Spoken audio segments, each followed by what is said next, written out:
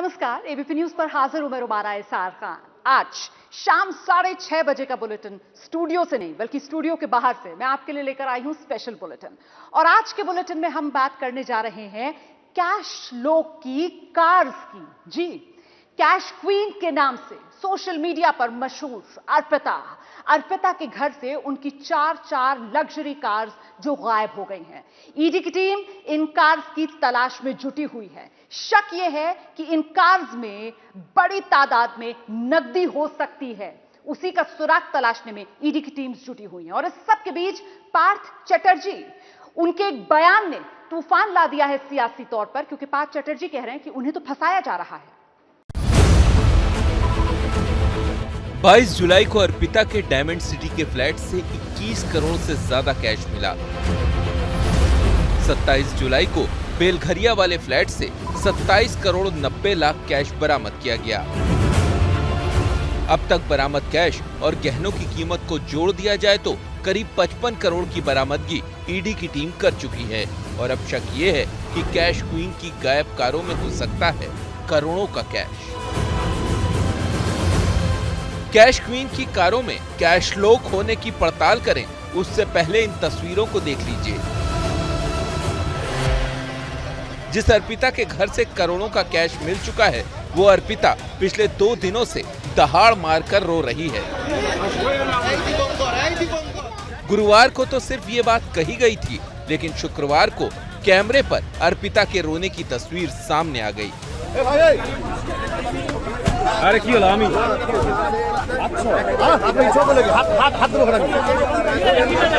दोपहर को medical checkup के लिए अर्पिता मुखर्जी को ईएसआई अस्पताल ले जाया गया था, जहां वो कार में बैठकर रोती रही। कार से बाहर निकलने को तैयार नहीं थी। कार से बाहर जबरदस्ती निकाला गया।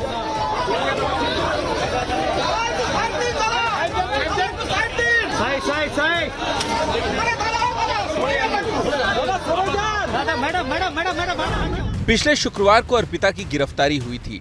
टॉलीगंज के डायमंड सिटी वाले फ्लैट से कैश मिलने के बाद अर्पिता को ईडी ने गिरफ्तार किया था। अब जानकारी ये सामने आई है कि इस फ्लैट से अर्पिता की 4 लग्जरी कारें गायब हो गई हैं।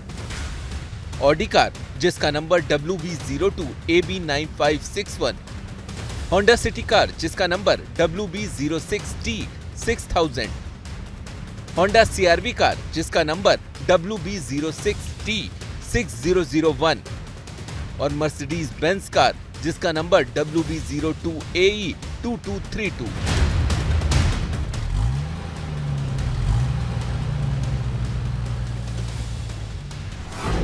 शक है कि अर्पिता की गिरफ्तारी के बाद ये गाड़ियां बिल्डिंग की पार्किंग से गायब कर दी गईं। ईडी की टीम सीसीटीवी के जरिए पता लगाने में जुटी है कि ये कारें कौन ले गया, क्योंकि शक इस बात का है कि अर्पिता की इन लग्जरी कारों में भी कैश हो सकता है। सवाल ये कि क्या कैश को ठिकाने लगाने के लिए कारें गायब की गईं?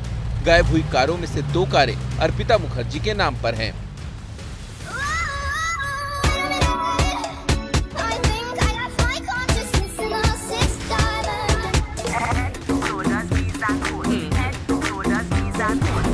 सवाल ये कि अर्पिता मुखर्जी जो बेहद साधारण परिवार से आती हैं, बंगाली फिल्मों में उनका ग्राफ भी बेहतर नहीं रहा, तो फिर करोड़ों के फ्लैट, लाखों की गाड़ियां और रईसों वाले लाइफस्टाइल का राज क्या है?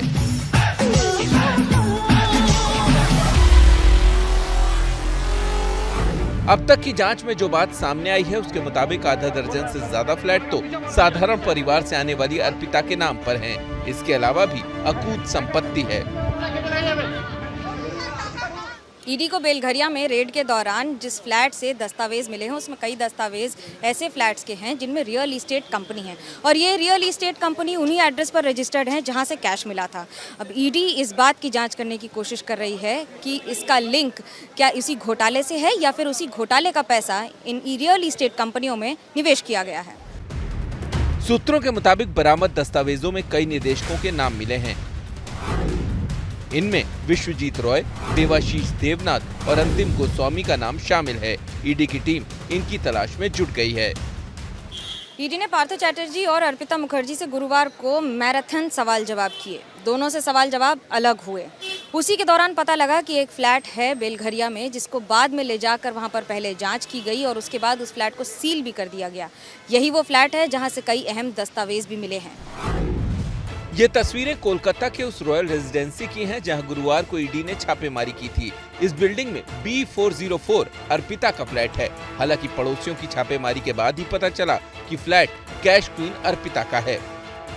इस बीच भर्ती घोटाले के आरोपी गिरफ्तार पूर्व मंत्री पार्थो चैटर्जी ने सियासी सनसनी फैला दी है, ये कहकर कि उन्हें षड्यंत्र के तहत फंसाया गया है, किसी की साजिश है इसके पीछे। तो वहीं यही बात अर्पिता मुखर्जी भी कह चुकी हैं कि उन्हें अब इस पैसे के बारे में पता ही नहीं है जो उनके फ्लैट से मिले हैं। हालांकि एक बात जरूर कही है कि पार्थो चैटर्जी उनके घर का इस्तेमाल कैश रूम के तौर पर करते थे। झूठ कौन बोल रहा है और सच्चाई क्या है, ये तो जांच के बाद साफ होगा। लेकिन सबसे बड़ी सच्चाई यही है कि 50 करोड़ का ये कैश चीख चीख कर कह रहा है कि एक घोटाले का है।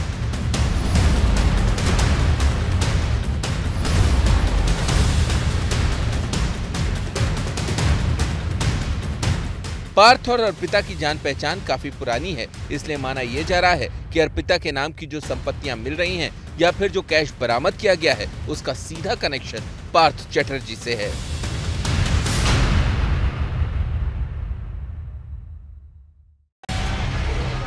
लेकिन पहली बार इस मुद्दे पर मुंह खोलने वाले पार्थ फंसाने की बात कहने लगे हैं।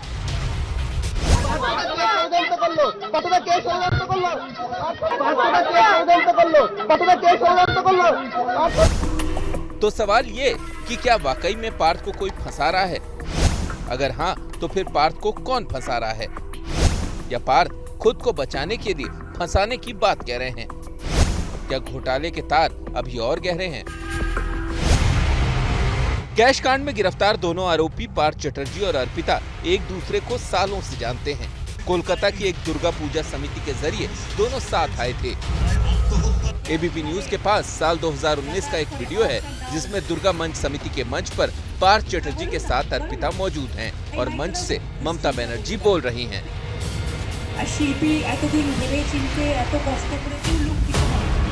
ममता यहाँ अपने मुंह से अर्पिता का भी नाम लेती हैं। আমি অর্পিতা উড়িষ্যায় শুননা করো, তুমি শুননা উড়িষ্যায় কাজ করো, আচ্ছা আচ্ছা ভালো করে করো, উড়িষ্যা করতে উড়িয়া বলতে পারো ভালো করে। हालांकि पक्के तौर पर यह नहीं कहा जा सकता कि ममता कैश कांड में गिरफ्तार अर्पिता को जानती ही थी, लेकिन ये वीडियो अर्पिता के रसूख की ओर तो इशारा करता ही है। আমি আগেবারও দেখেছি এসেছিল। अब सवाल ये कि अर्पिता कैश कांड में सिर्फ मोहरा भर थी या फिर कैश कांड की असली क्वीन वही है। जहां तक पार्थ चैटर्जी का सवाल है तो उन्हें बंगाल की सियासत में ममता बनर्जी के बाद दूसरा सबसे ताकतवर नेता माना जाता रहा है। कैश कांड के खुलासे के बाद ममता ने पहले उन्हें मंत्रिमंडल से बर्खास्त किया, फिर पार्टी के पदों से भी हटा दिया। जिस घोटाले में ममता के मंत्री पार्थ चैटर्जी ने अपनी कुर्सी गंवाई और गिरफ्तार हुए, जरा उस घोटाले को भी जान लीजिए।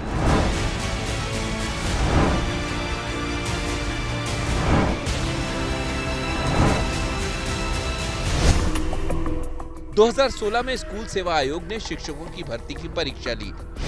2017 में रिजल्ट आया तो गड़बड़ी के आरोप लगे। हाईकोर्ट में अर्जी लगी तो भर्ती रद्द हुई और जांच के आदेश दिए गए। सीबीआई की जांच में पैसों का लेन देन मिला तो ईडी ने जांच शुरू की। इसी साल अप्रैल मई में सीबीआई ने पार्थ चैटर्जी से पूछताछ की थी और फिर 22 जुलाई को करोड़ों का कैश मिलने के बाद ईडी ने उन्हें गिरफ्तार किया और तब से रोज नए नए राज सामने आ रहे हैं। एबीपी न्यूज को जो जानकारी मिली है उसके मुताबिक कुछ रसूखदार महिलाओं के साथ ही कई अधिकारियों के लिंक इस घोटाले से मिले हैं, जिसे ईडी पुख्ता कर आगे की कार्रवाई करने में जुटी है। कैश कांड में मुझे जो जानकारी मिली है उसके मुताबिक अब इस मामले की जांच में आयकर विभाग और डीआरआई की भी एंट्री हो सकती है। साथ ही इस मामले में ब्लैक मनी एक्ट के तहत भी मुकदमा दर्ज किया जा सकता है। आयकर विभाग ने इस मामले में गिरफ्तार अर्पिता की पिछले 5 साल की आईटीआर तलब की है। साथ ही छापेमारी के दौरान बरामद एक सीडी दिखाकर भी मंत्री पार्थो से पूछताछ की जा रही है। सूत्रों का कहना है कि अब तक की जांच के दौरान पता चला है कि इस मामले में घूस की रकम नीचे से लेकर ऊपर तक जाती थी। मुसीबतें अकेले नहीं आती हैं। बाढ़ और बारिश के बीच जो लोग फंसे हुए हैं वो भी दरअसल चौतरफा मुसीबतों के बीच फंसे हुए हैं। लेकिन कहते हैं ना कि साहस से हर मुश्किल का रास्ता निकल आता है, और ऐसी ही साहस वाली तस्वीरें सैलाब में फंसी जिंदगियों के बीच सामने आई जब मौत के पानी में जिंदगी की रस्सी भारी पड़ गई। कहीं डूबते को रस्सी का सहारा मिला, कहीं सैलाब में फंसे लोगों को नाव से निकाला गया, कहीं उफनती बाढ़ में लोगों ने बना डाला देसी जुगाड़, कहीं हाईटेक सिटी में हो गई गाड़ियों की जल समाधि।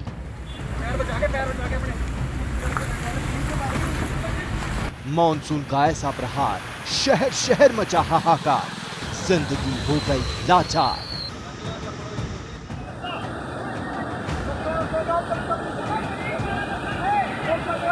ब्रेक वाली रस्सी छेड़ दो यार। रस्सी के सहारे उफनती नदी में छलांग। गुड गुड,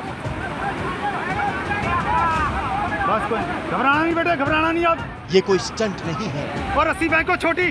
जान बचाने की आखिरी जुगत है। ये तस्वीरें हिमाचल प्रदेश के सोलन जिले के नालागढ़ की हैं। उफनती नदी के बीच चट्टान पर खड़े 5 युवक सेल्फी लेने गए थे। बस बस आ गया, तू आ गया बेटे। इतना शुक्र भी दूर नहीं था ये ज्यादा। तब नदी में पानी कम था, 5 युवक सेल्फी में व्यस्त हो गए और अचानक सैलाब आ गया। इससे हुआ ये कि 5 के 5 की जान आफत में पड़ गई। संकट में काम आए स्थानीय लोग, जिन्होंने फौरन रस्सी का इंतजाम किया, चट्टान में फंसे युवकों तक रस्सी फेंकी। उन्होंने रस्सी पकड़ी और एक एक करके छलांग लगाकर उफनते पानी से बाहर आए। सिटी जरा जोरना, सिटी जोरना, लंबा लंबा। बरसाती नदी में जरा सी लापरवाही कितनी भारी पड़ सकती है, इसका अंदाजा इन लड़कों को शायद अब अच्छी तरह से हो गया है।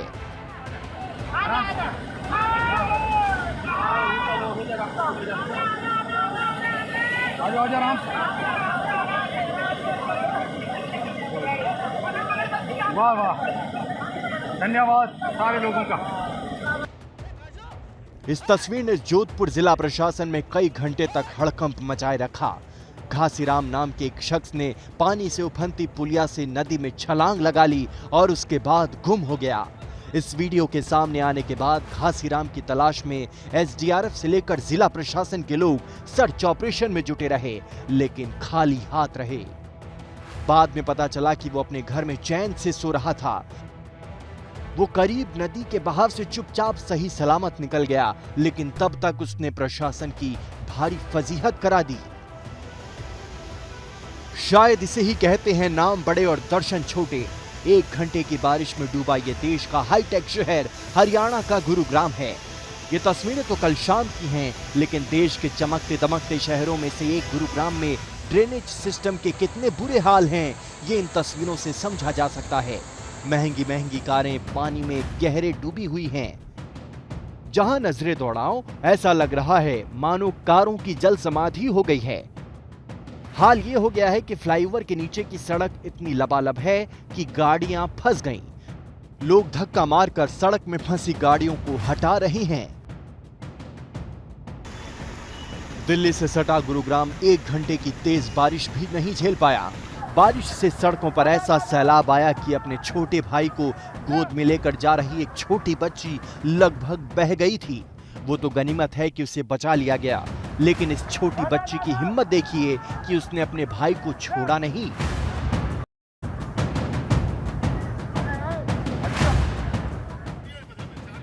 राजस्थान के जोधपुर में 4 दिन बाद भी हालात कई इलाकों में जस के तस हैं। सड़कों पर, गलियों मोहल्लों में अभी भी भारी जल जमाव है। लोग धक्का देकर अपनी गाड़ियों को बाहर निकाल रहे हैं।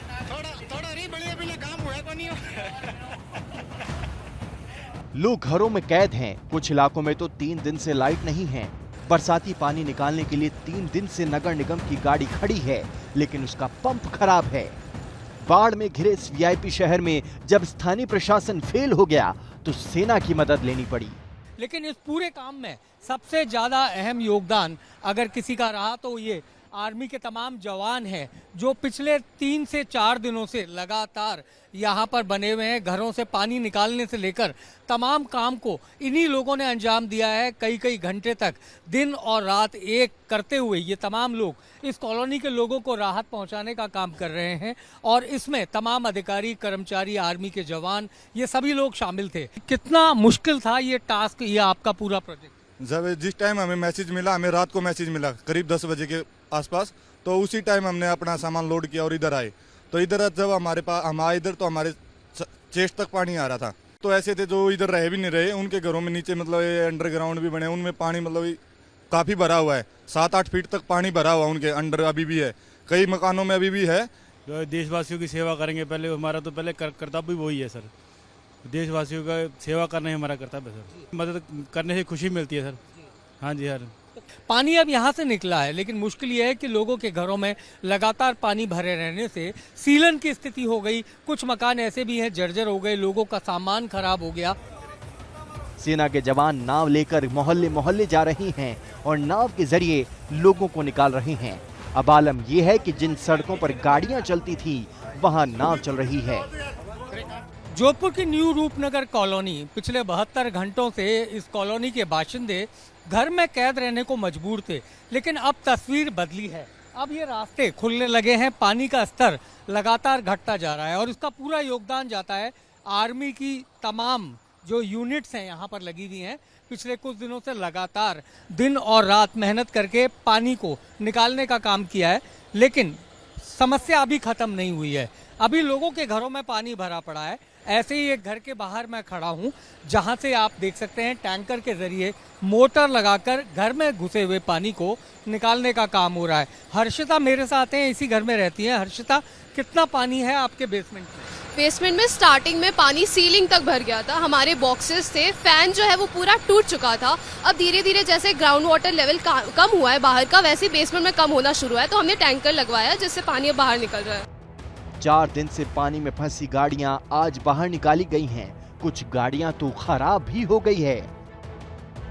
न्यू रूपनगर में जो तबाही मची उसकी वजह हम शुरू से कहते रहे हैं कि यहाँ पर ड्रेनेज का सिस्टम नहीं है। आप देख सकते हैं अब जब यहाँ सड़कों पर से पानी उतरा है तो साफ तौर पर दिखाई देता है कि निकासी के लिए कोई यहाँ पर रास्ता ही नहीं है। नालियां तो है ही नहीं, जबकि ये खुद प्रशासन की तरफ से पट्टाशुदा कॉलोनी है। जगह जगह पानी भरा पड़ा है, लेकिन लोगों का आवागमन शुरू हुआ है।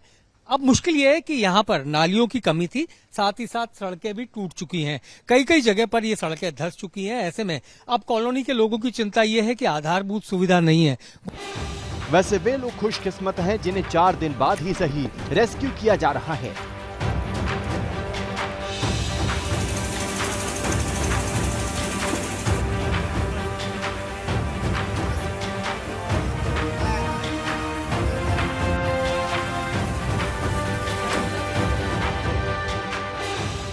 जोधपुर के सूरसागर इलाके के लोगों ने तो नाउम्मीदी के बीच ये देसी जुगाड़ तैयार कर लिया।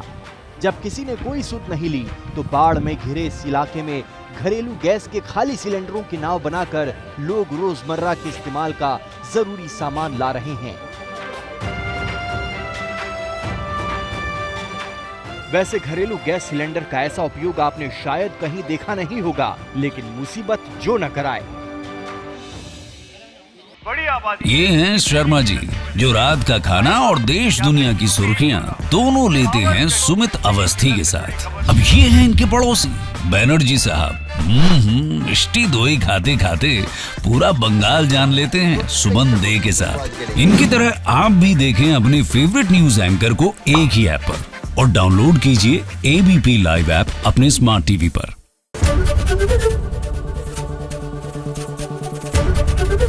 एबीपी न्यूज आपको रखे आगे।